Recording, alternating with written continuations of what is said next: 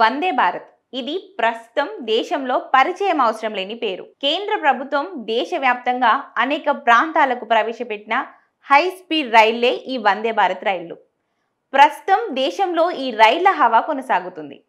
అయితే ప్రస్తుతం ఈ వందే భారత్ రైళ్ల పరిస్థితి పేరు గొప్ప ఊరు దిబ్బ అన్న చందంగా మారింది. ప్రతిష్టాత్మక వందే భారత్ రైళ్లు ప్రయాణికులకు చుక్కలు చూపిస్తున్నాయి. ఇక వివరాల్లోకి వెళ్తే, వారణాసి నుండి ఢిల్లీకి వెళ్తున్న వందే భారత్ రైల్లోంచి C7 బోగిలో ఏసీ నుంచి కుండపోతగా వర్షం నీళ్లు రావడంతో ప్రయాణికులు అవాక్కయ్యారు. ఏకంగా 8 గంటలు ఆగకుండా వాన నీరు పడ్డాయని రైల్వే అధికారులకు ఫిర్యాదు చేసినా స్పందించలేదని ప్రయాణికులు ఆందోళన వ్యక్తం చేశారు. సుఖవంతమైన ప్రయాణం కోసం వందే భారత్ రైలును ఎంచుకుంటే రేకుల షెడ్డులా మారిందని, వర్షం కురుస్తుందని, తమ సామాన్లతో పాటు తాము కూడా తడిసిపోయామని తెలిపారు ప్రయాణికులు.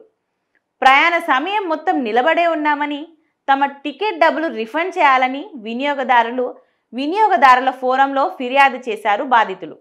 ఇక ఉష్ణోగ్రత ఎక్కువగా ఉండడం వల్ల చల్లదనం కోసం రైల్వే శాఖ ఈ ఏర్పాటు చేసిందని సెటైర్లు వేస్తున్నారు నెటిజన్లు.